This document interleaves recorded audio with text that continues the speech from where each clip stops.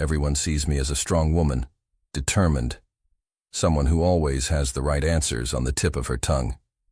If they knew that right now I'm shaking like a dry leaf about to fall from a tree, they probably wouldn't believe it. But here I am, Isabella Rose Carter, 26 years old, with a business administration degree collecting dust in my drawer and a pile of bills growing faster than my courage to face them. "Bella, you need to sit down," said my father, Vincent, with that trembling voice I hadn't heard since the day Mom left us. His hands, always so steady when fixing watches in the small shop he inherited from Grandpa, were shaking as he held a yellowed envelope. My heart raced. Nothing good ever came in yellowed envelopes. "Dad, what's with that face? You look like you've seen a ghost." "Worse than that, sweetheart." He took a deep breath, as if he needed all the air in the world to continue. "We're bankrupt." The word echoed in our small living room, bouncing between the peeling walls and furniture that had seen better days. Bankrupt. As if it were possible to be even more broke than we already were. "What do you mean, bankrupt, Dad? We hardly had anything anyway." "No, Bella. This time it's different." Vincent collapsed into the armchair that creaked more than a poorly oiled door. "Remember that loan I took from the bank 5 years ago? To renovate the shop after the fire?" Of course I remembered. How could I forget the 3 months we spent sleeping at Aunt Margaret's house, listening to her complain about how much we ate and how we took up space? Well, he swallowed hard. I couldn't pay it back. And now they're going to take the house, and the shop, and everything. The world stopped, literally stopped. Even the old wall clock, which always made an infernal noise, seemed to go silent for a moment. When? 15 days. 15 days. 15 miserable days to find a solution to the Carter family financial disaster. Because of course I would find a solution. I always did. Since Mom died 8 years ago, I became the woman of the house, the one who solves everything, the one who can never falter. How much is the debt? $100,000 with interest and penalties. There. Now I could officially panic. $100,000. It might as well have been $1 million by Carter family standards. My last job as an assistant at an accounting firm paid a salary that barely covered food, and I'd been laid off 3 months ago. "Dad, why didn't you tell me before?" "Because I thought I could handle it alone." His tears began to fall, and each drop was a stab to my chest. "Your mother always said I was terrible with money." She was right. I jumped up from the chair at once, with that nervous energy that always took over when the world collapsed. And let's face it, in the Carter family, the world collapsed with alarming frequency. "No, Dad. Mom would say we'll figure it out. We always do." A lie. A blatant lie, but a necessary one. Because sometimes lying is an act of love, especially when you're trying to convince yourself as much as the other person. I went to the window and looked out at the street. Our neighborhood wasn't the best, but it was ours. That small house with leaks in my bedroom ceiling and dripping faucets was all we had. It was where Mom cooked that spaghetti with tomato sauce I could never quite reproduce. It was where Dad taught me to read clock hands. It was where I cried over all the romantic disappointments of my 20s. "Bella?" My father's voice sounded fragile. "I'm thinking." And I really was.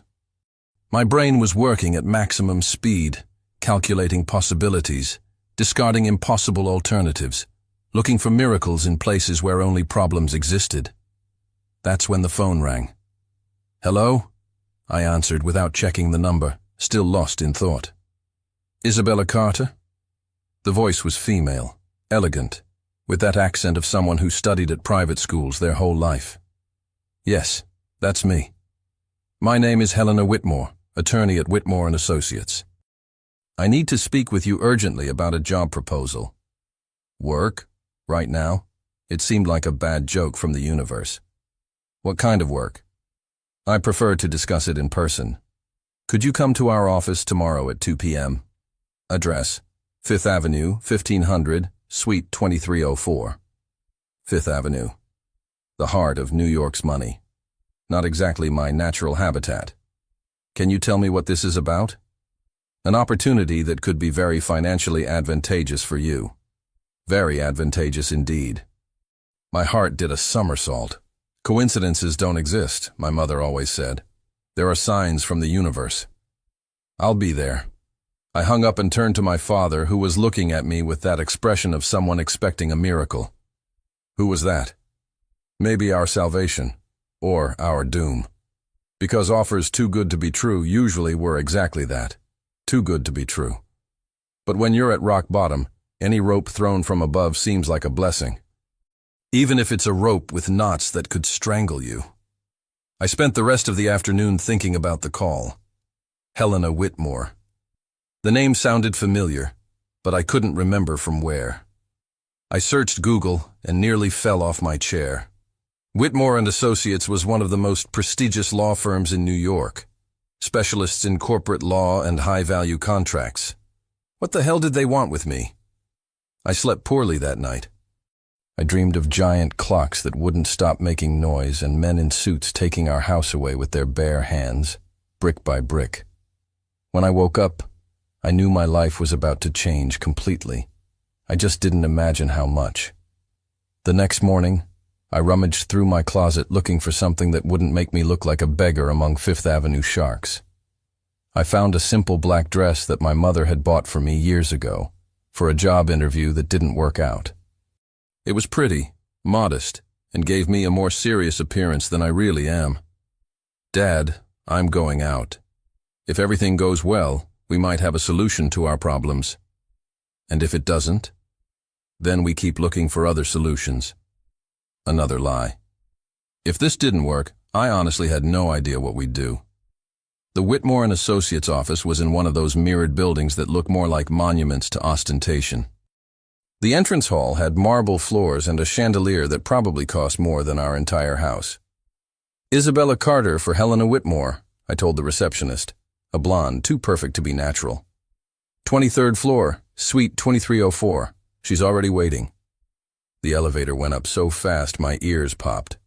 When the doors opened, I found myself facing a corridor that looked like it came from a decorating magazine. Everything very clean, very expensive, very intimidating. Helena Whitmore was a woman of about 45, hair pulled back in an impeccable bun, a suit that cost more than 3 months of my salary when I still had a salary. Isabella, thank you for coming. Please, sit down. I sat in the leather chair that was probably more comfortable than my bed. I'll get straight to the point, she said, opening a folder. My client needs a wife. Excuse me? A wife, by contract, for 1 year. I blinked several times, thinking I'd heard wrong. Sorry, I don't think I understand. It's simple. My client needs to marry to fulfill a clause in his grandfather's will. If he doesn't marry by his 30th birthday, he loses a considerable inheritance. The marriage needs to last at least 12 months. And why doesn't he just get married for real? Helena smiled in a way that gave me chills.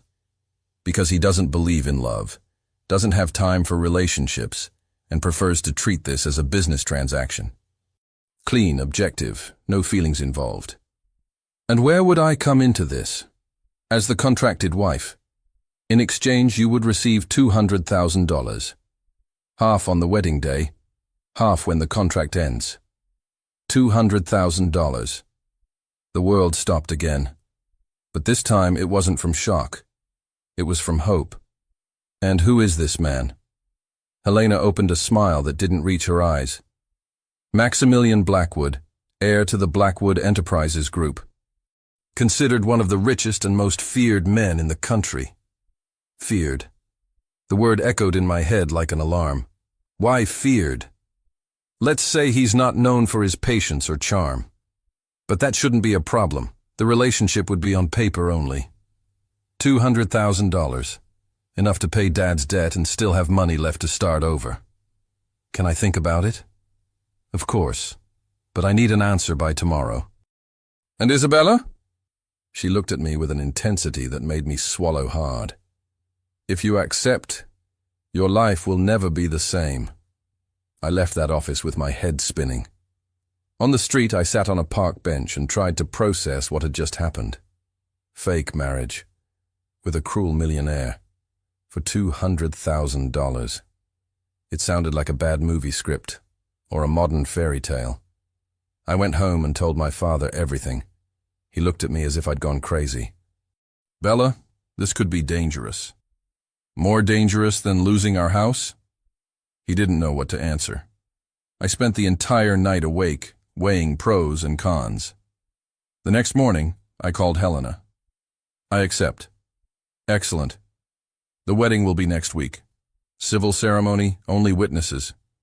You'll move to his house the same day. And when will I meet him? At the altar. And that's how Isabella Rose Carter decided to marry a complete stranger to save her family. If I had known what awaited me, maybe I would have thought twice, or maybe not.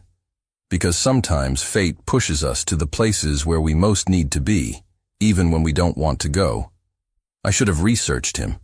That's the first thing any sane person would do before agreeing to marry a complete stranger, right? But apparently, sanity had left the building the moment Helena Whitmore mentioned $200,000.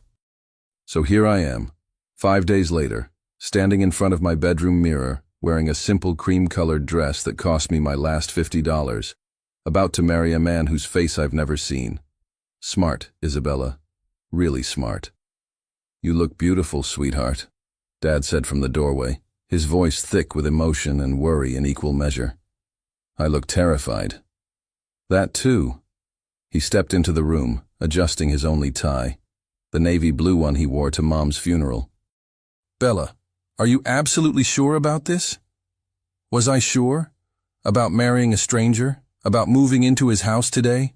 About pretending to be someone's wife for an entire year? No. I wasn't sure about anything except the fact that without this crazy arrangement, we'd be homeless in 10 days. I'm sure we need the money, Dad.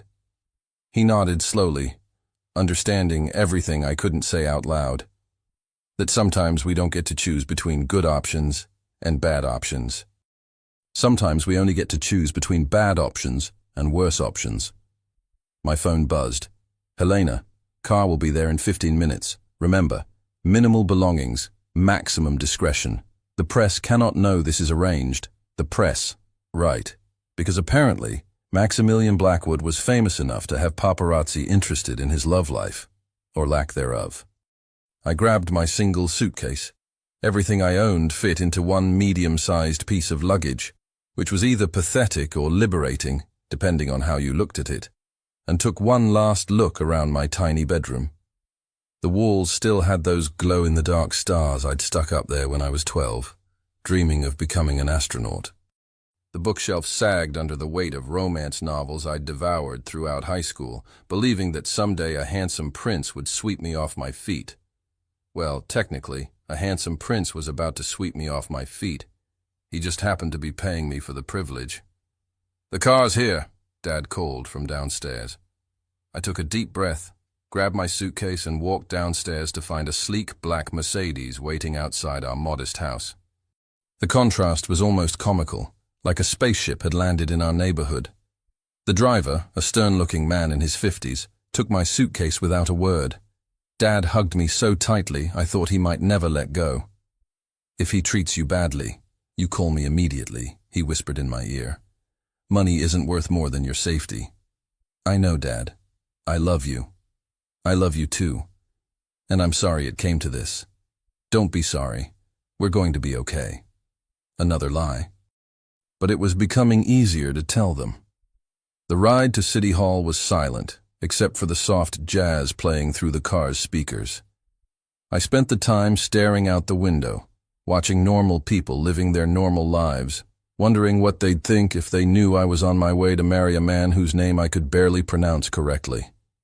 City Hall looked exactly like what it was, a government building designed by people who believed beauty was a waste of taxpayers' money.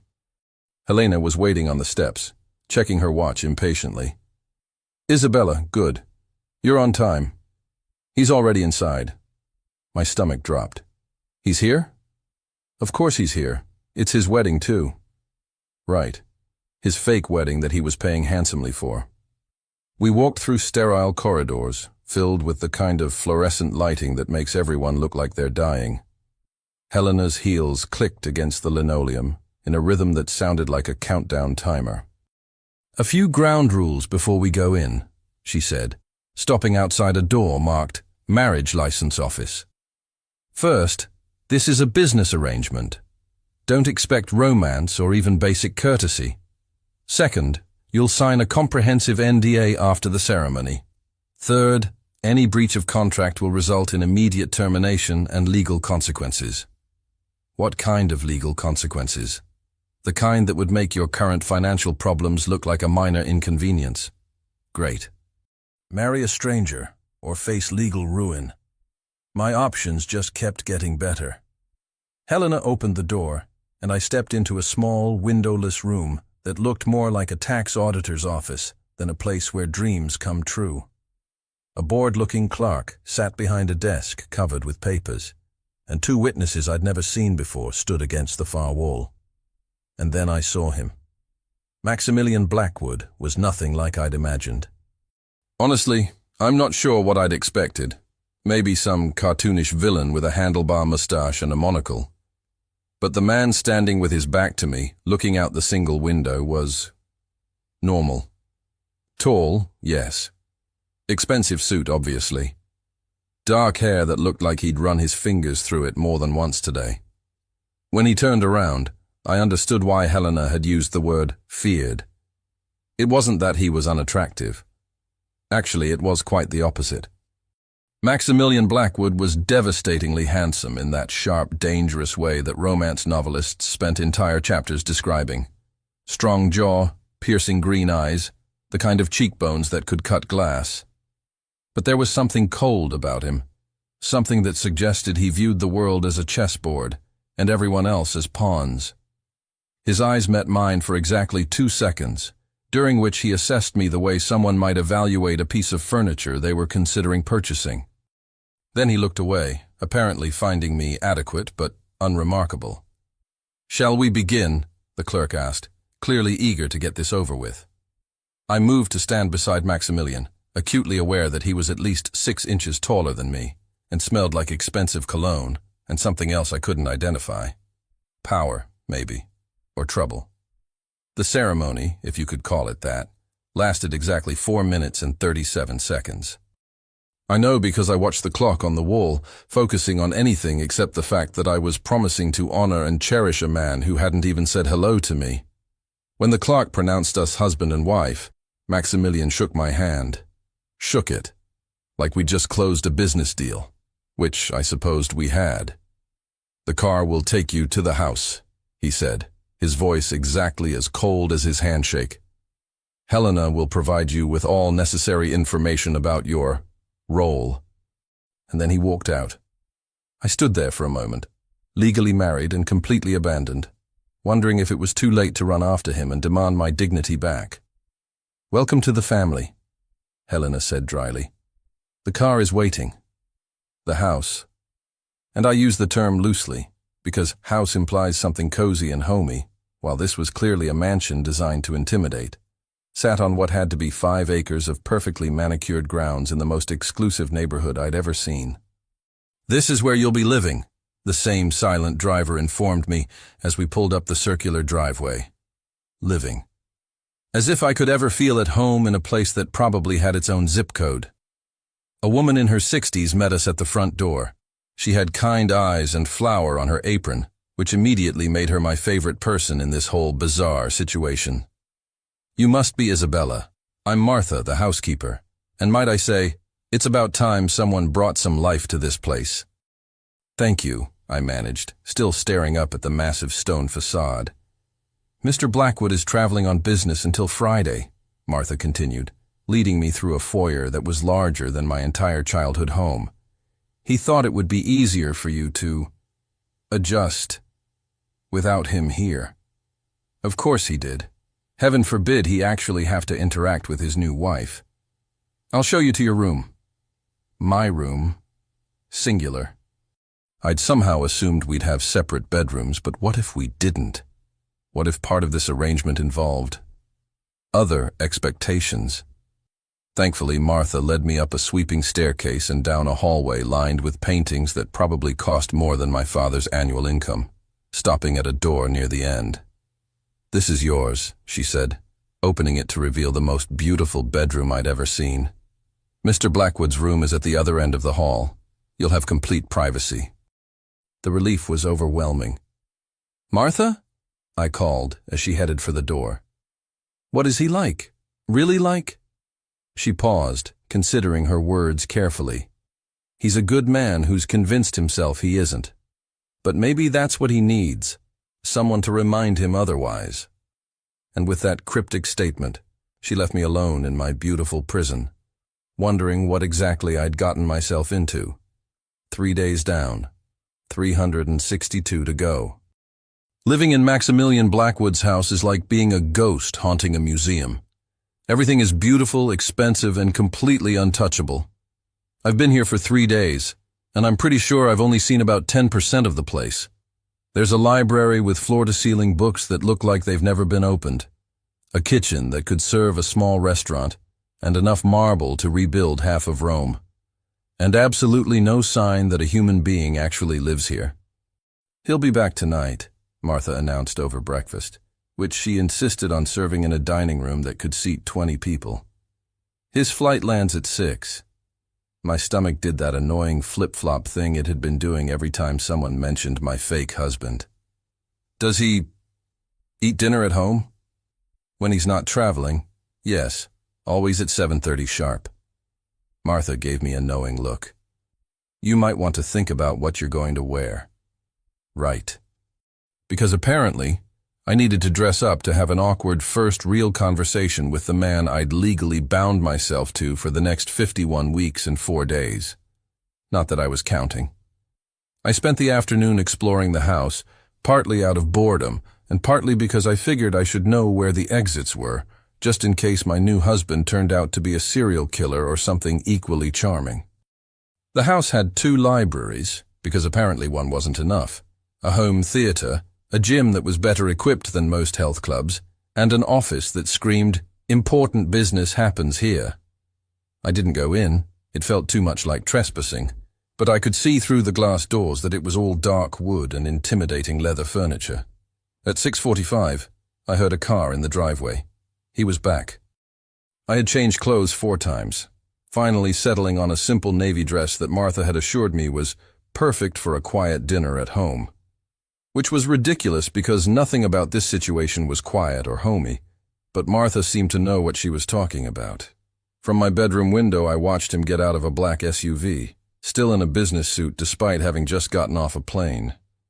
He moved with the kind of confident stride that suggested he owned not just this house, but probably half the city. At exactly 7:30, I made my way to the dining room, my heart beating so loud I was sure Martha could hear it from the kitchen. Maximilian was already there, sitting at the head of an absurdly long table, reading something on his phone. He'd changed into dark jeans and a gray sweater that made his eyes look even more intensely green. It was unfair, really, that someone so cold could look so good. "Good evening," I said, taking the seat that had been set for me about 3 miles away from him. Okay, maybe it was only 6 feet, but it felt like different zip codes. He looked up, and for a moment, I thought I saw surprise flicker across his face, as if he'd forgotten he had a wife, which he probably had. "Isabella." He nodded once, like he was acknowledging a business associate. "I trust Martha has made sure you have everything you need." "Yes, she's been wonderful. Thank you." Silence. The kind of awkward, suffocating silence that makes you want to crawl under the table and hide. Martha appeared with the first course, some kind of soup that probably had a French name I couldn't pronounce. She set it down with a little more force than necessary, giving Maximilian a look that clearly said, "Be nice to the girl." "How was your trip?" I asked, because someone had to say something, and apparently it wasn't going to be him. "Productive." 1 word. That's all I got. 1 word about a 3-day business trip. "Where did you go?" "Chicago." 2 words. "We were making progress." I tried a different approach. What kind of business are you in? This time he actually looked at me, though his expression suggested I'd just asked him to explain quantum physics to a toddler. Mergers and acquisitions. Corporate restructuring. Investment banking. That sounds boring. Soul-crushing. Like it involves ruining people's lives for profit. Challenging. It is. Back to one-word answers. This was going well. Martha returned to clear the soup bowls and serve the main course. As she leaned over to set down my plate, she whispered, "Ask him about the charity gala." The charity gala? Martha mentioned something about a charity gala, I ventured, shooting a grateful look at our fairy godmother housekeeper. For the first time since I'd met him, Maximilian looked genuinely annoyed. The Children's Hospital benefit, next Saturday. He cut into his steak with what seemed like unnecessary violence. We'll need to attend together. We will? Obviously. You're my wife now. People will expect to see us together. Right. The fake part of our fake marriage. I'd almost forgotten that this arrangement came with public appearances. What exactly does that involve? Small talk, dancing, pretending we can tolerate each other for a few hours. Dancing. With him. The thought made my mouth go dry. I should probably mention that I'm not much of a dancer. He set down his fork and looked at me with the kind of expression usually reserved for discovering someone had just told you they can't read. You can't dance? I mean, I can do the basic wedding reception shuffle, but if you're expecting anything fancy, the people at this gala will be expecting my wife to know how to waltz. Then maybe your wife should have come with dancing lessons included in the contract. The words were out of my mouth before I could stop them. Maximilian raised one eyebrow, an action that shouldn't have been attractive but somehow was, and I was sure I'd just blown the whole arrangement. But then something unexpected happened. He almost smiled. "Martha," he called. She appeared in the doorway so quickly she must have been lurking just outside. "Yes, Mr. Blackwood. Clear the furniture from the drawing room after dinner." "Sir?" "Apparently I need to teach my wife to dance." Martha's face lit up like Christmas morning. "Of course, sir. Right away." I stared at Maximilian, not sure whether to be grateful or terrified. "You're going to teach me? Unless you'd prefer to embarrass us both in front of 500 of New York's most influential people. When you put it like that." We finished dinner in slightly less awkward silence, making small talk about the weather and the house. He actually volunteered information about the renovations he'd done after inheriting the place from his grandfather, and I found myself genuinely interested in his descriptions of restoring the original hardwood floors and updating the electrical system. Who knew my fake husband was capable of normal conversation? After Martha cleared the dessert plates, Maximilian stood up. "Shall we begin your education?" The drawing room had been transformed. All the furniture had been pushed against the walls, leaving a wide expanse of polished floor. Someone, Martha, obviously, had even put on soft classical music. "First lesson," Maximilian said, walking to the center of the room. "Posture." He demonstrated the proper stance, and I tried to copy it, feeling ridiculous and graceful at the same time. Now, the basic waltz position. He stepped closer, close enough that I could smell that expensive cologne again. Close enough to see that his eyes weren't just green, they had flecks of gold around the edges. "Your right hand goes on my shoulder," he said, his voice softer than I'd heard it before. "My right hand goes on your waist." We hold our other hands out to the side. His hand settled on my waist, warm and sure, and suddenly I couldn't breathe properly. "The man leads," he continued, apparently unaffected by our proximity. "You follow. It's all about trust and communication." Trust and communication. Two things we definitely didn't have. "Ready?" I nodded, not trusting my voice. 1, 2, 3. 1, 2, 3. We began to move, slowly at first, my feet trying to remember the pattern while my brain tried to process the fact that Maximilian Blackwood was actually touching me and teaching me and being patient with my mistakes. Better, he said after I managed to go 30 seconds without stepping on his feet. You're overthinking it. Just feel the music. Feel the music. Right. Hard to feel anything except the way his hand felt against my back, guiding me through the steps with surprising gentleness. We danced for nearly an hour, and by the end, I was actually managing to follow his lead without looking at our feet. More importantly, I was seeing a completely different side of him. He was still reserved, still formal, but there was patience there. And maybe, if I wasn't imagining it, a hint of something warmer. When the music finally stopped, we stood there for a moment, still in each other's arms, both breathing a little harder than we should have been from such a simple dance. You learn quickly, he said, but he didn't step away. You're a good teacher. Another almost smile. Don't sound so surprised. I'm not, I'm just... I realized I was still staring at his eyes, still close enough to count those gold flecks. Thank you for taking the time to teach me. It's in my best interest that you don't embarrass us both. Right, back to business, of course. He stepped away, the spell broken. We'll practice again tomorrow night, same time. Okay. Good night, Isabella. Good night. I watched him leave, then stood alone in the empty drawing room, my heart still racing for more than just the dancing. This was going to be a very long year, or maybe not long enough. Absolutely not. I'm standing in front of a full-length mirror in the most exclusive boutique I've ever been in, wearing a dress that costs more than my father made in 6 months, and apparently looking like I'm about to attend my own execution. It's perfect for you, Martha insists, adjusting the midnight blue silk that flows around me like liquid starlight. Mr. Blackwood specifically requested this color. Of course he did. Because heaven forbid I show up to his precious charity gala wearing something that doesn't meet his exacting standards. I look like I'm playing dress-up in someone else's life. You look like a woman who belongs on the arm of one of New York's most eligible bachelors, the boutique owner, a rail-thin woman named Vivian, says with the kind of fake enthusiasm that comes with a hefty commission. Eligible bachelor. Right. If only they knew he was about as emotionally available as a brick wall. We've been practicing our waltz every night since that first lesson, and each session has been an exercise in sweet torture. For exactly 1 hour, Maximilian transforms from the cold, distant businessman into someone patient, gentle, almost warm. His hands guide me through the steps. His voice softens when he corrects my mistakes, and sometimes, just sometimes, I catch him looking at me like he's seeing something he didn't expect.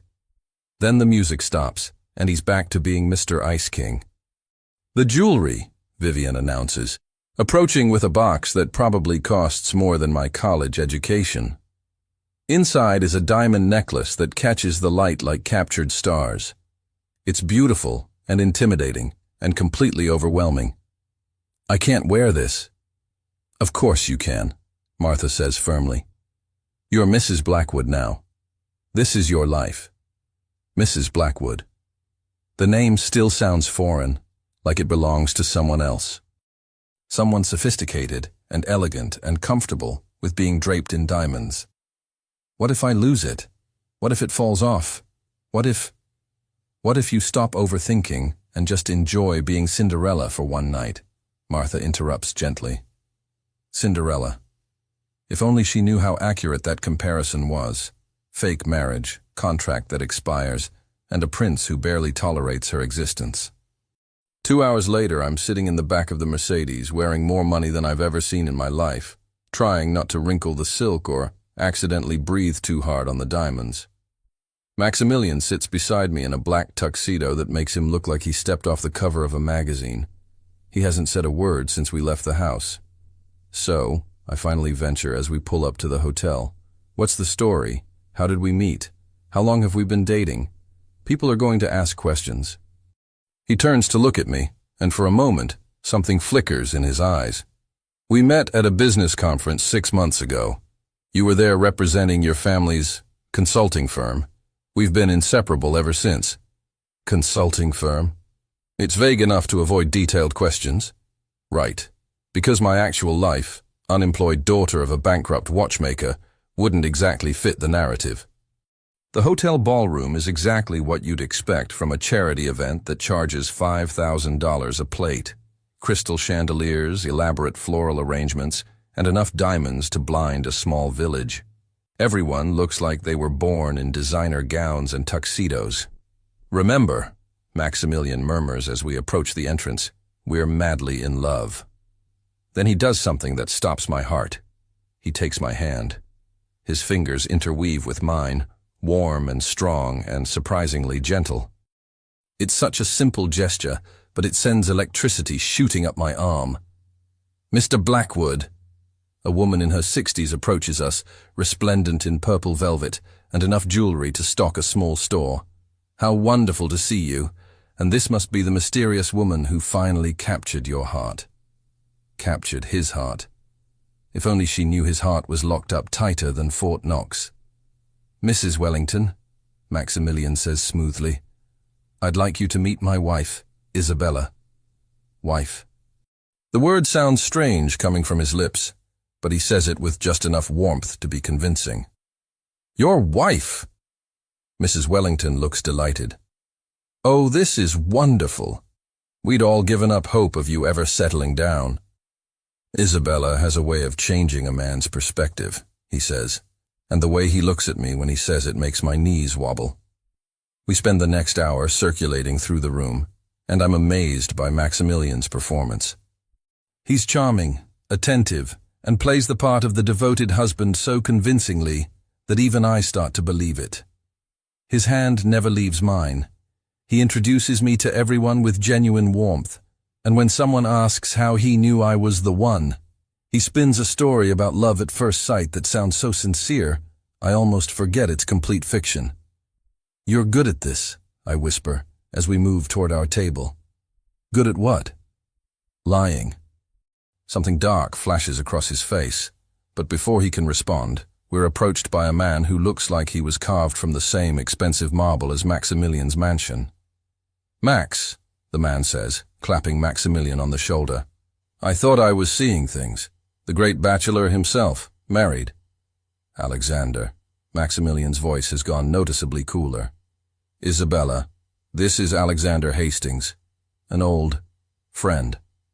The way he says friend makes it clear they're anything but. "Pleasure," Alexander says, taking my hand and holding it a beat too long. "You know, I'm surprised Max never mentioned you before. Usually he shares all his business arrangements." The words hit like ice water. Maximilian's grip on my other hand tightens. "Some things are too precious to share," I hear myself saying, moving closer to Maximilian. "I'm sure you understand." Alexander's smile doesn't reach his eyes. "Of course. Though I have to admit I'm curious about the timeline. This all seems rather sudden." "When you know, you know," Maximilian says, his arm sliding around my waist in a gesture that looks protective and possessive at the same time. "Indeed." Alexander's gaze shifts between us, calculating. "Well, I wish you both all the happiness you deserve." He walks away, and I can feel the tension radiating from Maximilian. Who was that? No one important? But the way his jaw tightens tells me Alexander Hastings is very important indeed, just not in a good way. Dinner passes in a blur of small talk and careful performance. Maximilian keeps his hand on mine or my arm throughout the meal, occasionally leaning over to whisper something that makes the other couples at our table smile indulgently. To everyone watching, we look like newlyweds who can't keep their hands off each other. The illusion is so perfect that I almost forget it's fake. When the dancing begins, Maximilian stands and extends his hand. "Shall we?" The dance floor is crowded with couples swaying to a slow, romantic song. As we move into position, his hand on my waist, mine on his shoulder, I'm grateful for all those practice sessions. "You're trembling," he observes as we begin to move. I'm nervous. Everyone's watching us. Let them watch. His voice is soft, meant only for my ears. "You look beautiful tonight, Isabella. Truly beautiful." The compliment catches me off guard, and I look up to find him watching me with an expression I can't quite read. Thank you. You clean up pretty well yourself. This time he does smile, a real smile that transforms his entire face and makes my heart skip several beats. We make a good team, he says. For pretending, you mean? For pretending, he agrees. But something in his voice makes me wonder if he means something else entirely. The song changes to something slower, more intimate, and he pulls me closer. Now we're barely an inch apart, and I can feel his breath against my hair. This is definitely not how we practiced. Maximilian, I start to say, but he interrupts. Max, he says quietly. When we're alone like this, call me Max. Alone like this. As if being surrounded by 500 people could ever feel like being alone. But somehow, in his arms, with the music wrapping around us, and his eyes focused entirely on me, it does. Max, I repeat, and something shifts in his expression. We dance without speaking, moving together like we've been partners for years instead of weeks. His thumb traces small circles on my back, and I find myself wishing the song would never end. But of course it does. As the music fades and the other couples begin to leave the floor, we stand there for a moment, neither of us moving away. We should, I begin. Yes, he says quickly, stepping back and breaking the spell. We should return to our table.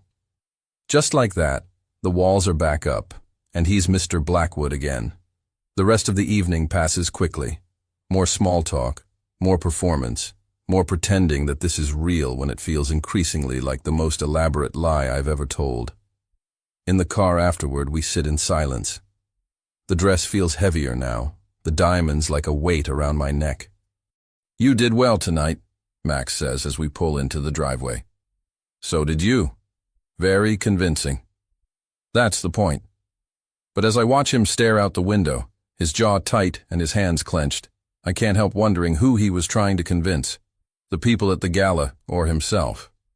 Back in my room, I carefully hang up the dress and remove the diamonds, transforming back into ordinary Isabella Carter, who definitely doesn't belong in this fairy tale. But as I brush my teeth and get ready for bed, I can't stop thinking about the way Max looked at me during that last dance. The way his voice softened when he asked me to call him by his first name. The way it felt to be held like I was precious instead of purchased. For a few moments tonight, it hadn't felt like pretending. And that's the most dangerous thing of all. I've been living in this house for 3 weeks now, and I've learned several important things about my fake husband. He drinks his coffee black at exactly 6:30 a.m. He works 16-hour days and thinks weekends are suggestions for lesser mortals. He owns approximately 47 identical grey suits. And when he thinks no one is watching, he stands at his office window and looks so lost that it makes my chest ache. What I haven't learned is why a man who has everything always looks like he's missing something essential. You're staring again, Martha says, catching me watching Max through the kitchen window as he paces around the garden with his phone pressed to his ear. Even from this distance, I can see the tension in his shoulders. I'm not staring. I'm observing. Uh-huh. She sets a cup of tea in front of me with that knowing smile she's perfected. And what exactly are you observing? That he never stops working. Even when he's outside, supposedly relaxing, he's on the phone with clients or investors or whoever it is that can't survive 5 minutes without his input. He wasn't always like this, you know. I turn to look at her. What do you mean? Martha glances around as if checking for spies, then leans closer. When he first came to live with his grandfather after his parents died, he was different, quieter, but lighter somehow. He used to spend hours in that garden, just sitting by the fountain, reading. What happened? Life, responsibility, the weight of carrying on the Blackwood name. She sighs. His grandfather was a good man, but he believed that showing emotion was showing weakness. He taught Max that business comes first, always, that caring too much about anything makes you vulnerable. And Max believed him? Wouldn't you?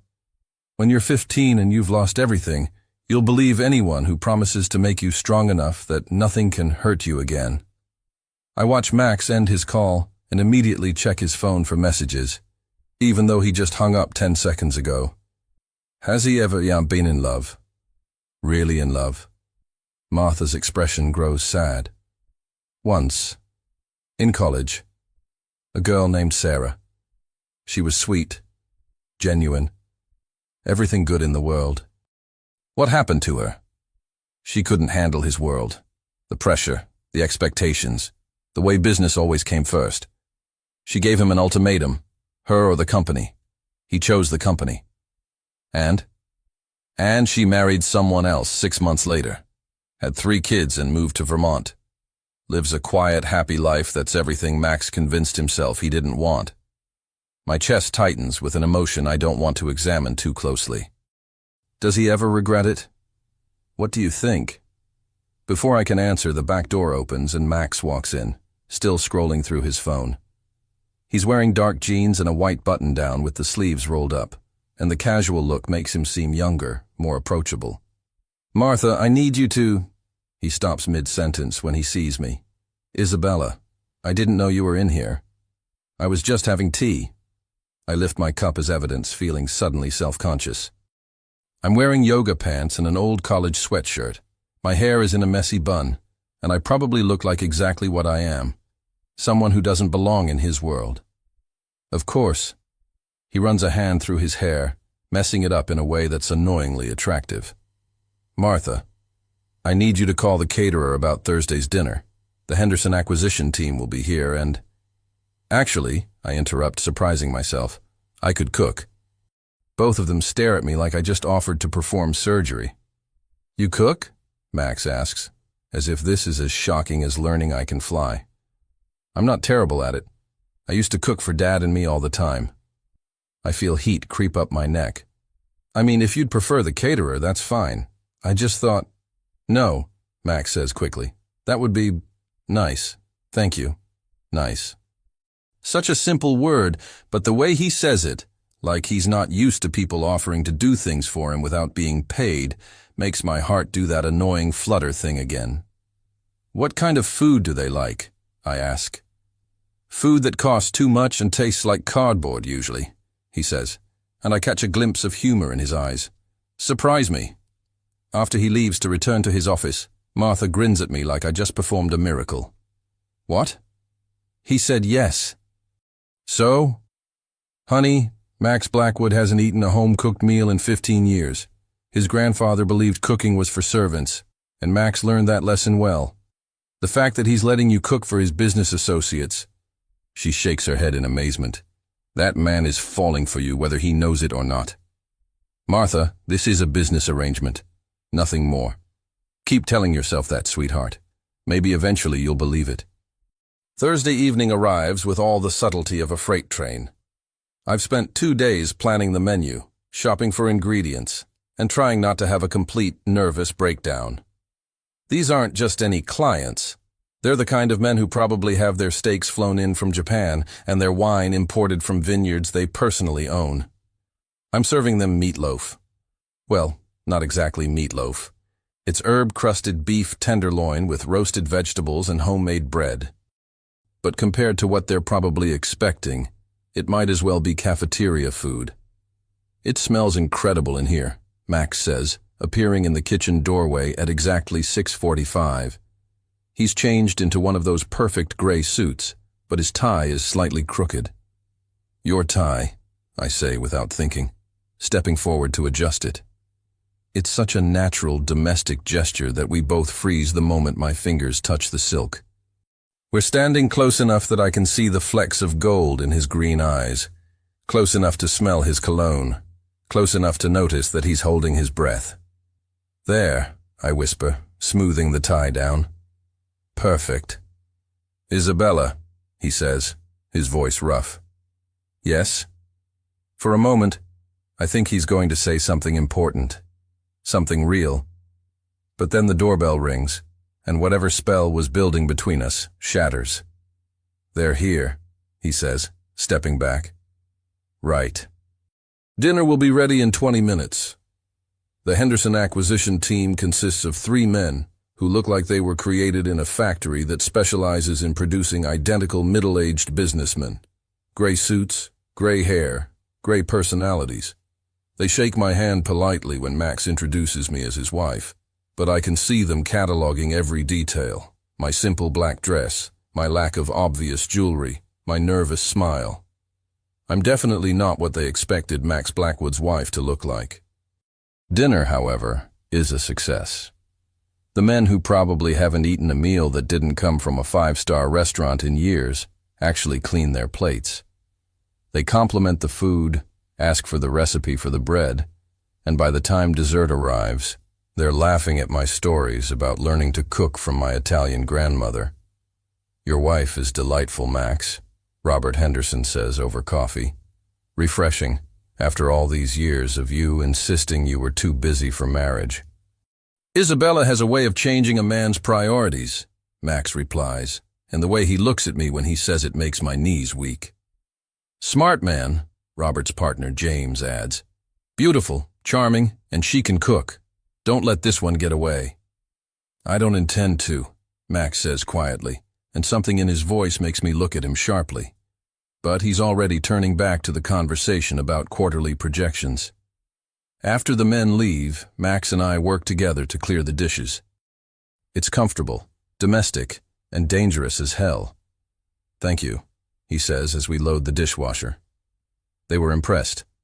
"With the food or with your devoted wife act?" "Both." He pauses, a wine glass in his hand. "It wasn't entirely an act, you know." My heart stops. "What wasn't?" "The way He sets the glass down carefully. "You were perfect tonight. Not just the cooking, but the way you handled them. The way you made them laugh. The way you made this house feel like..." "Like what?" "Like a home." The words hang between us, loaded with meaning neither of us is ready to acknowledge. "Max," I start to say, but he's already moving away. "I should get back to work. Thank you again for tonight." And just like that, the walls are back up. Later, I'm lying in bed replaying every moment of the evening when I hear it. Piano music drifting through the house. Soft, melancholy, and achingly beautiful. I follow the sound downstairs to a room I've never been in before. Through the partially open door, I can see Max sitting at a grand piano, his fingers moving across the keys with surprising grace.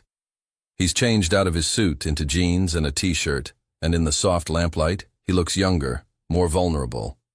The music is sad and complex, full of longing and regret. It's the sound of a man who keeps all his emotions locked away, finally letting them breathe. I stand there for, I don't know how long, watching him play, understanding finally that this is who Max really is underneath all the armor. Someone who feels everything deeply, but has learned that showing it is too dangerous. When the music stops, he sits quietly for a moment, his hands resting on the keys. "How long have you been standing there?" he asks without turning around. "Not long." I step into the room.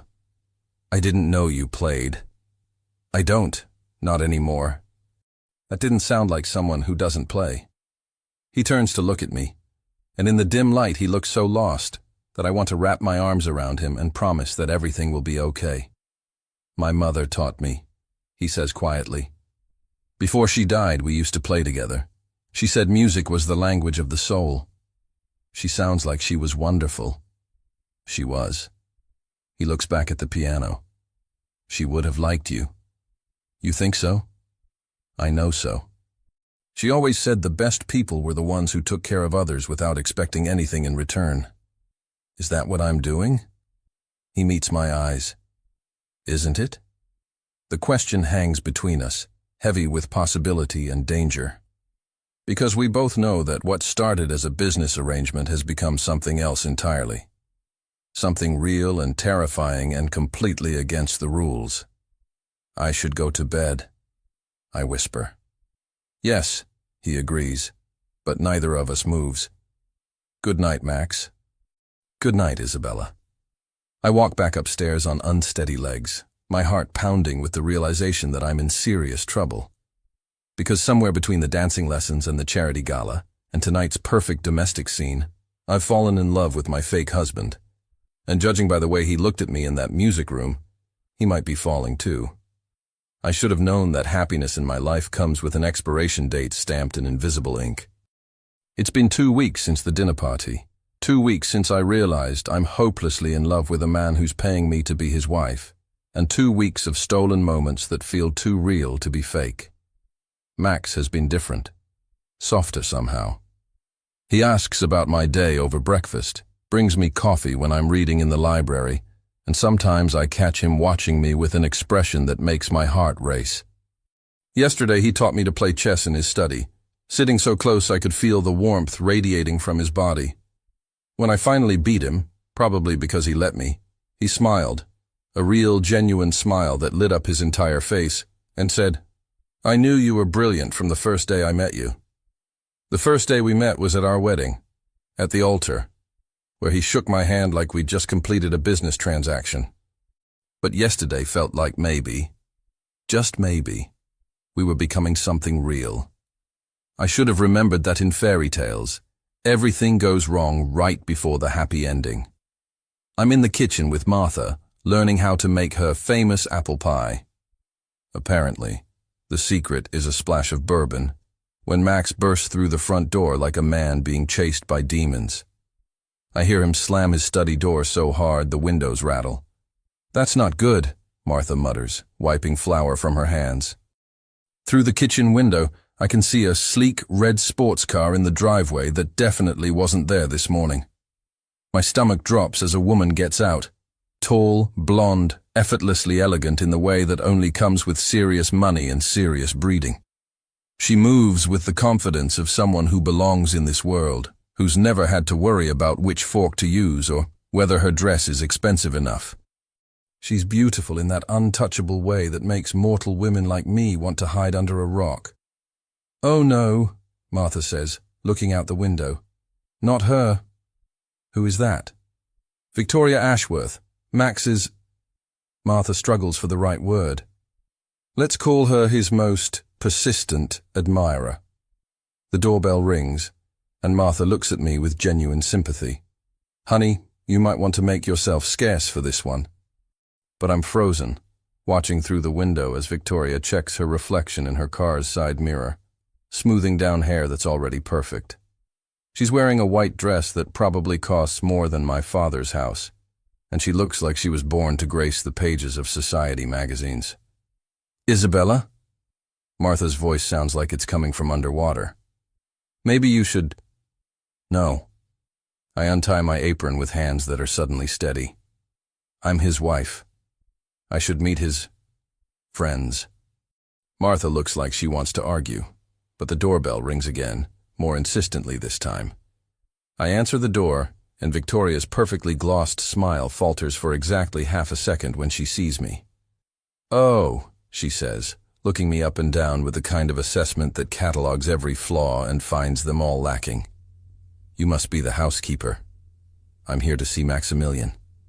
The housekeeper. In my flour-dusted jeans and oversized sweater, I suppose I do look more like hired help than the mistress of the house. "Actually, I'm his wife, Isabella."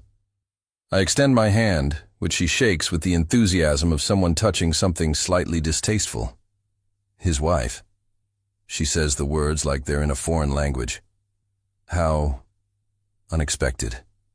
There's something in her tone that makes my skin crawl, but I force a smile. "He's in his study. I'll let him know you're here." "Oh, don't bother. I know the way." And with that, she sweeps past me like she owns the place, her heels clicking against the marble floor with military precision.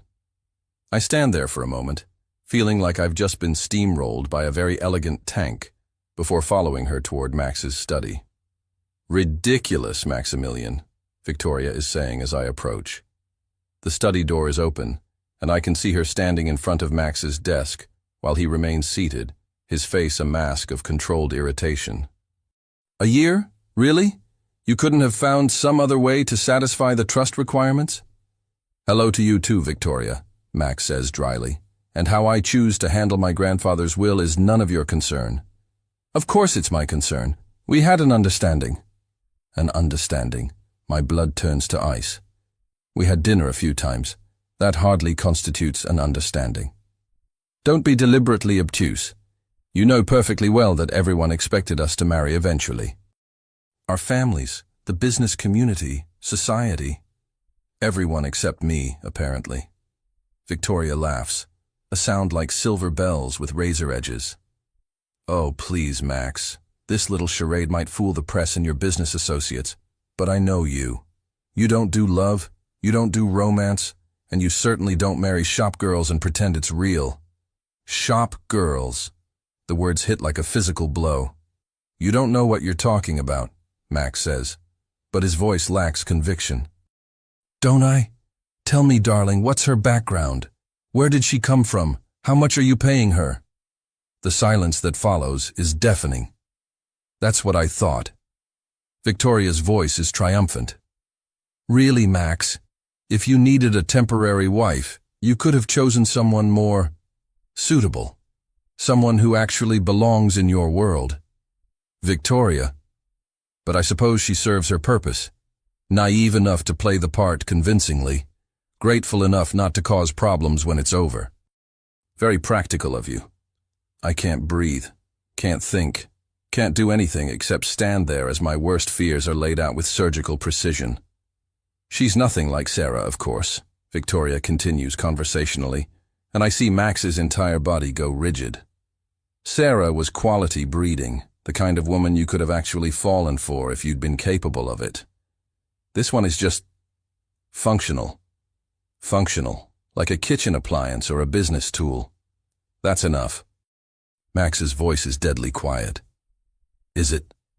Because from where I'm standing, it looks like you're making the same mistake all over again. Getting attached to something temporary. Forgetting that business comes first, always. You need to leave. Now. I'll leave. But I'll be back. Because in 8 months, when this ridiculous contract expires and your little Cinderella goes back to wherever you found her, you'll remember that some things are worth more than convenience. You'll remember that we're from the same world, that we understand each other. We understand each other perfectly, Victoria, which is exactly why this conversation is over. I hear her heels clicking toward the door, and barely manage to duck into the library before she sweeps past. A few moments later, I hear her car roar to life and speed down the driveway. I sit in the leather chair by the library window, my hands shaking, trying to process what I just heard. Functional. Temporary. A shop girl playing dress-up. But the worst part, the part that makes my chest feel like it's being crushed, is that Max didn't deny any of it. Not the part about paying me. Not the part about it being temporary. And certainly not the part about me not belonging in his world. Isabella? I look up to find Max standing in the library doorway. His hair is messed up like he's been running his hands through it, and there are lines of tension around his eyes. I heard voices, I managed to say. I hope your meeting went well. He steps into the room and I can see him studying my face. How much did you hear? Enough. He closes his eyes briefly. Isabella? Is she right? The question comes out before I can stop it. Is that how you see me? Functional? Temporary? A shop girl playing dress-up in your world? Of course not. But you didn't deny it when she said it. Victoria says a lot of things. I've learned not to dignify most of them with responses. That's not an answer. He runs a hand through his hair, looking suddenly exhausted. What do you want me to say? I want you to say that she's wrong. I want you to say that this, us, means something to you. I want you to say that when this year is over, it won't be over because we don't want it to be. The silence stretches between us like a chasm. Isabella, he says finally, his voice gentle but firm. You knew what this was from the beginning. We both did. That was before. Before what? Before you started looking at me like I matter. Before you taught me to dance and let me cook for your clients and shared stories about your mother. Before you made me feel like maybe, just maybe, I was more than a business transaction. He looks away, And I can see the exact moment he rebuilds the walls I thought we'd been tearing down together. I'm sorry if I gave you the wrong impression, he says formally. That wasn't my intention. Wrong impression. As if my feelings are some kind of clerical error. So, that's it? Everything these past few weeks, it was just you being polite to an employee? Isabella, please don't make this harder than it has to be. Harder than it has to be? I stand up, anger finally overriding the hurt. You're right, Max. Let me make it easier for you. I start toward the door, but he catches my arm. Where are you going? To pack. To call Helena and tell her I'm done. To stop pretending that I'm something I'm not. You can't leave. Why? Because it would void your precious contract? Don't worry, I'll return the money, all of it. I'd rather be homeless and honest than rich and miserable. It's not about the contract, he says desperately. Then what is it about? For a moment, just a moment, I see something raw and vulnerable in his eyes. Something that looks almost like love. But then it's gone, buried under layers of control and self-protection. It's complicated, he says finally. No, Max. It's really not. Either you care about me or you don't. Either this year means something to you or it doesn't. Either I matter to you as more than a convenient solution to a legal problem, or I don't. He stares at me for a long moment, and I hold my breath, hoping against hope that he'll choose me. Choose us. Choose the possibility of something real and messy and beautiful. I can't give you what you want, he says quietly. And there it is. The truth I've been running from for weeks. Then I guess we're done here. This time, when I walk away, he doesn't try to stop me. The house has never been quieter. It's been 6 days since Isabella walked out of my life, and the silence is killing me. Martha moves around like a ghost, shooting accusatory looks in my direction whenever she thinks I'm not looking. The meals she serves are perfectly prepared and tasteless, not because her cooking has declined, but because nothing has flavor anymore. I've thrown myself into work with the desperate intensity of a drowning man clinging to driftwood. 18-hour days, back-to-back meetings, 3 different acquisition deals running simultaneously. My assistants are ready to quit. My partners are concerned about my aggressive approach, and I haven't slept more than 2 hours at a stretch since Isabella left. But none of it matters because every room in this house reminds me of her. The kitchen where she laughed while Martha taught her to make pie. The drawing room where we danced and she looked at me like I was worth something. The library where she curled up with books, unconsciously humming while she read. My study where she straightened my tie and stood so close I could count her freckles. I should be relieved. The complications are gone, the emotional entanglement severed. I can go back to my orderly, predictable, empty life where business comes first and feelings are luxury I can't afford. Instead, I feel like someone ripped out half my chest. Mr. Blackwood? My assistant's voice crackles through the intercom. Your grandfather's attorney is here to see you. Richard Morrison has been the Blackwood family lawyer for 40 years. He's also the man who drafted my grandfather's will, including the marriage clause that brought Isabella into my life in the first place. Richard, I say, standing to shake his hand. What brings you here? Sit down, Max. His expression is grave. We need to talk. I don't like the sound of that. I received an interesting phone call this morning, he continues, settling into the chair across from my desk. From Helena Whitmore. It seems your wife has contacted her about dissolving your marriage arrangement. My stomach drops, even though I knew this was coming. I see. Do you? Because I'm not sure you understand the implications. Richard opens his briefcase and pulls out a thick folder. The trust stipulations are very specific, Max. You must be married for 12 consecutive months. If the marriage ends early for any reason, you forfeit the entire inheritance. I know what the will says. Do you know what that means in practical terms? We're talking about controlling interest in Blackwood Enterprises. Without that stake, you'll lose the company to the board of directors. Everything your grandfather built, everything you've worked for, gone. I stare out the window at the garden where Isabella used to walk in the mornings, and for the first time in my life, I don't care about the company. Max? Richard's voice is sharp. Did you hear what I just said? I heard you. Then why do you look like you're planning to let it all go? Because what's the point of having everything if you've lost the only thing that matters? The marriage was a business arrangement, I say finally. It ran its course. Richard studies me with the keen eye of a man who's known me since I was 15. Was it? Because from what I observed at the hospital benefit, it looked like considerably more than business. The hospital benefit. Where Isabella looked so beautiful in that blue dress that every man in the room envied me. Where we danced, and for a few perfect moments, I forgot that it was supposed to be pretend. You're wrong. Am I? Then why haven't you already filed the divorce papers? Why haven't you started damage control with the board? Why are you sitting here looking like someone died instead of figuring out how to salvage this situation? I don't have an answer for that. Richard leans forward. Max, I knew your grandfather well. He was many things. Demanding, uncompromising, sometimes cold, but he wasn't stupid. That marriage clause wasn't just about ensuring the family line, it was about ensuring you found something worth more than money. What are you talking about? He knew you, Max. Better than you think. He knew that after your parents died, you'd build walls so high that no one could scale them. He knew you'd convince yourself that caring about anything made you weak.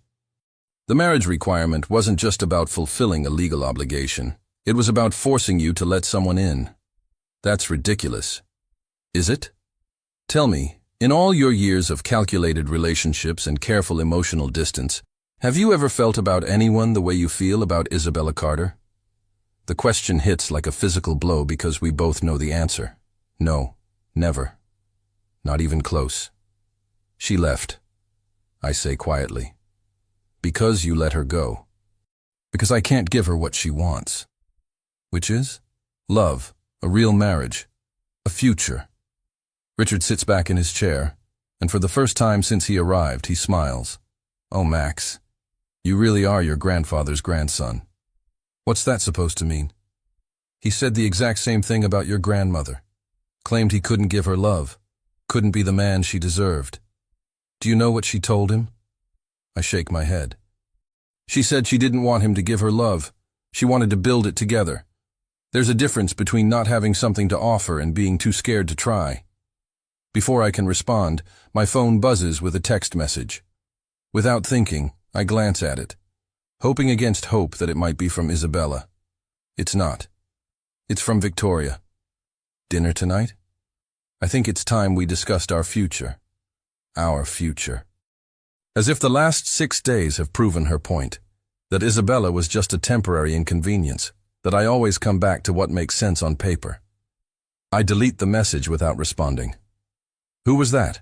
Richard asks. No one important. Good. Because you have more pressing matters to attend to. He stands up and straightens his tie. You have 48 hours to fix this, Max. After that, the legal complications become substantial.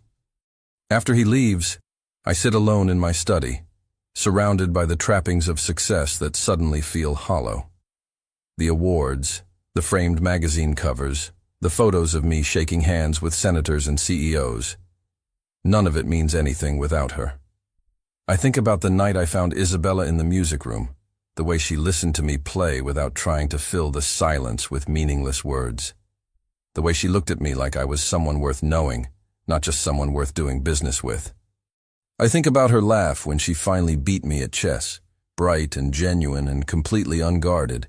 The way she hummed while she cooked, unconsciously happy in a way I haven't been since I was a child. I think about the morning I caught her reading in the garden, sunlight caught in her hair, and realized that this house had never felt like home until she was in it. And I think about the look on her face when I wouldn't tell her she mattered to me. The way hope died in her eyes when I chose safety over truth. My phone rings, Martha's extension. Yes? Mr. Blackwood, there's someone here to see you. Says it's urgent. I'm not taking meetings today. It's Miss Isabella's father, sir, Vincent Carter. My blood turns to ice. Send him in. Vincent Carter is not what I expected. I'd pictured someone broken down by life, defeated by circumstances. Instead, the man who walks into my study is compact and dignified, with calloused hands and intelligent eyes that assess me with the same directness as his daughter. Mr. Blackwood. He doesn't offer to shake hands. Mr. Carter, please sit down. I'll stand, thanks. This won't take long. He crosses his arms. I came to return this. He pulls out an envelope and sets it on my desk. Through the transparent window I can see a check. For $100,000, half the contracted amount. I don't understand. My daughter paid off our debt. Every penny. Wouldn't tell me where she got the money, but I'm not stupid. His eyes narrow. What I can't figure out is why she came home crying and won't tell me what happened. The guilt hits me like a freight train. Mr. Carter, she's working 3 jobs now, trying to pay back money I'm guessing she owes you.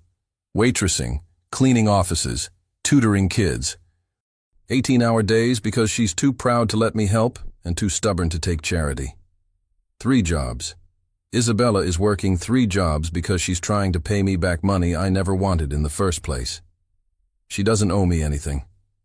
Maybe not legally, but my daughter has principles, which is more than I can say for some people. The accusation in his voice is unmistakable. What I want to know is what you did to make her so determined to erase every trace of your arrangement. I can't answer that without admitting that I broke her heart because I was too much of a coward to risk having mine broken in return. She mentioned a woman, Vincent continues. Someone who made her feel like she didn't belong in your world. Isabella's got a lot of confidence, but she's always been sensitive about not being fancy enough, not having the right background. Someone who knew exactly which buttons to push could do a lot of damage. Victoria. Of course he knows about Victoria. Is that what happened? Someone made my daughter feel small and you just stood there and let it happen? The question hangs in the air like an accusation, because that's exactly what it is. Your daughter is remarkable, I say quietly. She's kind and intelligent and brave, and you let her go. Yes. Why? Because I'm an idiot. Because I'm scared. Because I've spent so many years protecting myself that I forgot how to fight for anything that matters. Because she deserves better than I can give her. Vincent Carter looks at me for a long moment, and I see Isabella in the set of his jaw, the steadiness of his gaze. You know what I think? He says finally. I think you're a coward who convinced himself that noble self-sacrifice is the same thing as love. My daughter doesn't need you to decide what she deserves. She needs you to decide what you're willing to fight for. He heads for the door, then pauses. That money on your desk? She earned every penny working for you, putting up with your world, pretending to be something she's not. Keep it. Consider it payment for the lesson you just got. After he leaves, I sit staring at the check, understanding finally what I've done. I didn't just lose Isabella. I destroyed her. And for what? To protect a heart that stopped working the moment she walked out of my life? I pick up my phone and call Helena Whitmore. Helena, it's Max Blackwood. I need you to do something for me. And then I need you to help me fix the biggest mistake I've ever made. Finding Isabella Carter in a city of 8 million people should be impossible. Thank God for Martha's network of housekeepers, nannies, and doormen who know everyone's business better than the FBI. She's working at a diner in Queens called Mel's, pulling double shifts and living in a studio apartment above a laundromat. The thought of Isabella, my Isabella, who deserves silk and diamonds and everything beautiful in the world, serving coffee to truckers at 3 a.m., makes me physically ill. But it's also exactly what I should have expected. When Isabella Carter decides to stand on her own feet, she doesn't do anything halfway. I've spent the last 3 days preparing for this moment. 3 days of sleepless nights, frantic phone calls, and what Helena cheerfully called the most romantic legal maneuvering she'd ever been asked to accomplish. Now I'm standing outside Mel's diner at 6 p.m. on a Thursday, wearing jeans and a sweater instead of my armor of expensive suits, holding a folder that contains either my redemption or my final defeat. Through the window, I can see her. Isabella looks tired. Her hair is pulled back in a ponytail. She's wearing a pink uniform that's at least 2 sizes too big, and there are shadows under her eyes that weren't there when she lived with me. But she's still the most beautiful thing I've ever seen. She's taking an order from an elderly man who's making her laugh, and the sound drifts through the glass like music. Even exhausted and overworked, she still finds ways to make other people smile. God, I love her. The thought hits me like lightning. Not because it's new, but because I'm finally brave enough to think it without immediately building walls around it. I love Isabella Carter. Completely, desperately, with every broken piece of my carefully guarded heart. And I have absolutely no idea if she'll ever forgive me for being too much of a coward to say it when it mattered. The bell above the door chimes as I walk in, and every conversation in the diner stops. I'm clearly not their usual clientele. Too clean, too expensive, too obviously out of place. Isabella looks up from the coffee she's pouring, and her face goes completely white. Max? The coffee pot trembles in her hand. What are you doing here? I came to see you. How did you find me? Martha has her ways.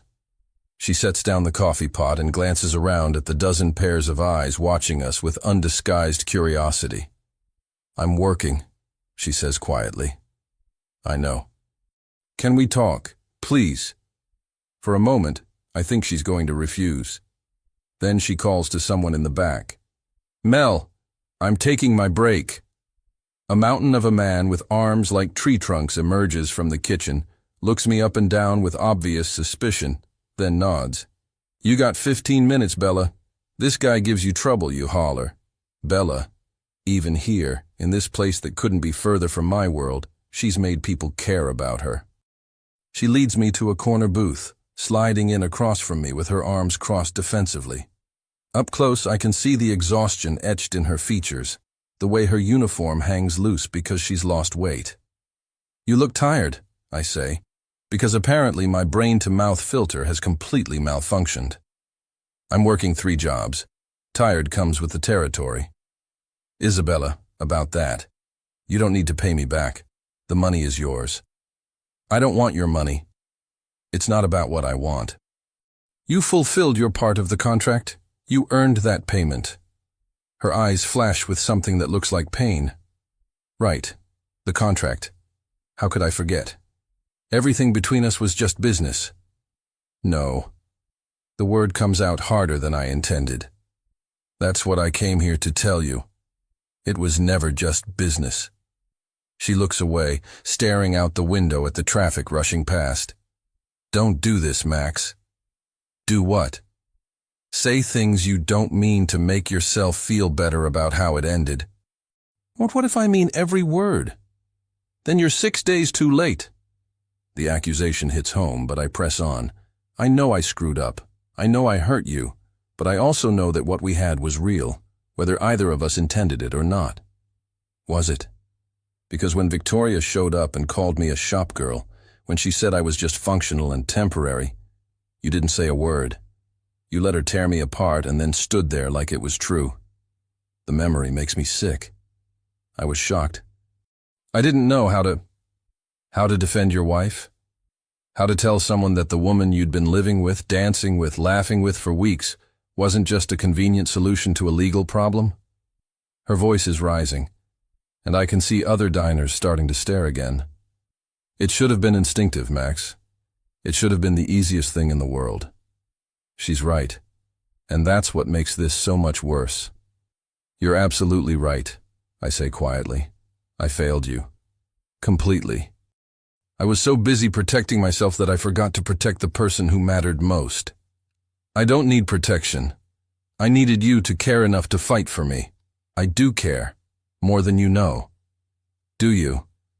Because when I asked you if any of it meant something to you, you couldn't even give me a straight answer.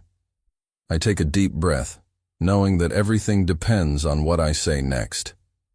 It meant everything to me, I say. Every single moment. The dancing lessons, the dinners, the way you made that house feel like home for the first time since I was a child.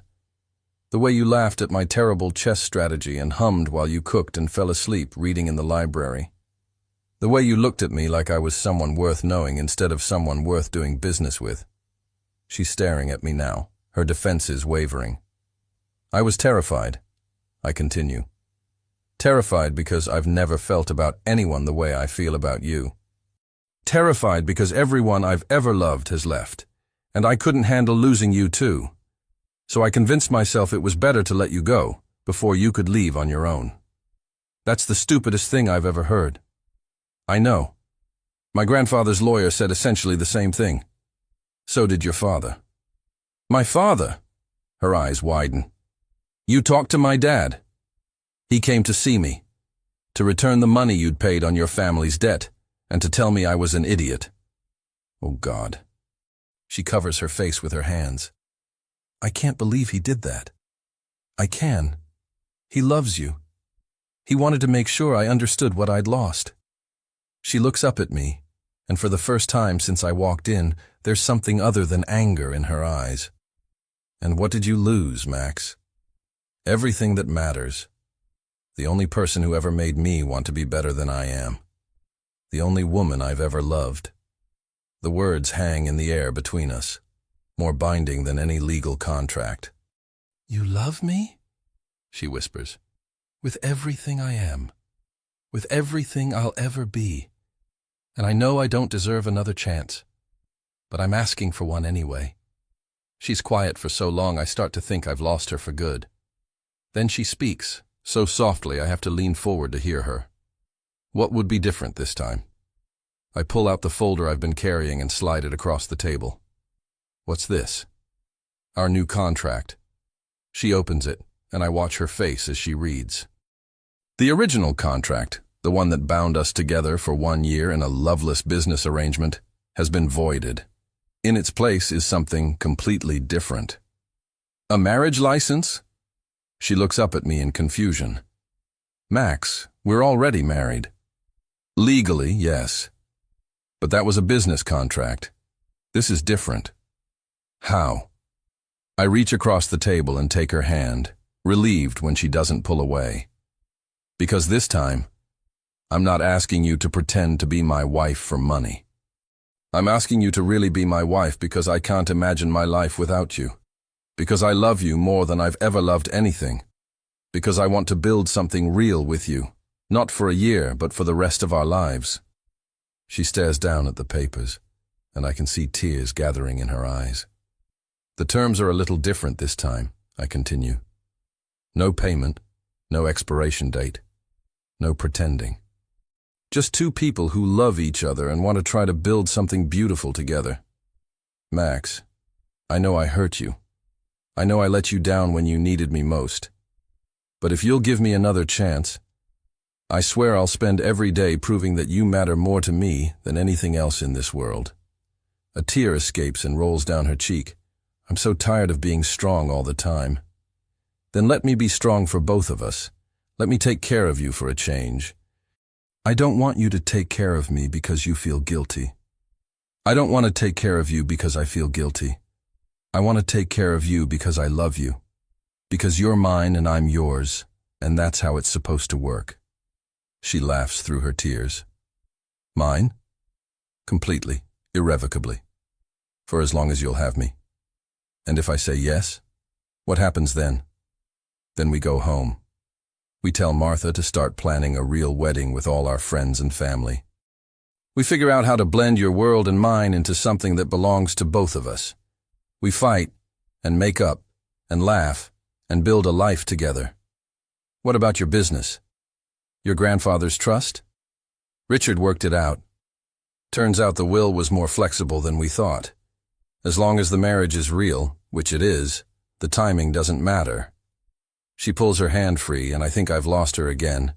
But instead, she reaches up to touch my face. You came to a diner in Queens to propose to me. I came to a diner in Queens to fight for the woman I love. In front of Mel and half the truckers on the eastern seaboard. I'd propose to you in Times Square if that's what it took. She laughs, and the sound is like sunshine after weeks of rain. That won't be necessary. She looks down at the marriage license, then back at me. Ask me properly. What? You want me to marry you for real this time? Ask me properly. I slide out of the booth and drop to one knee right there in the middle of Mel's diner, pulling out the ring I've been carrying in my pocket. Not some business arrangement diamond, but my grandmother's ring, the one my grandfather gave to the only woman he ever loved. Isabella Rose Carter, I say, loud enough for everyone to hear. Will you marry me? Not because of a contract or a business arrangement, but because I love you more than life itself and I can't imagine a future without you in it. The diner has gone completely silent. Every trucker, every waitress, every customer is watching us with bated breath.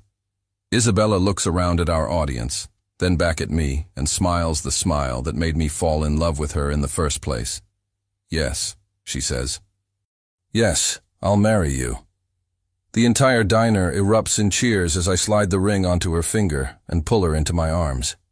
When I kiss her, it tastes like tears and coffee and the promise of forever.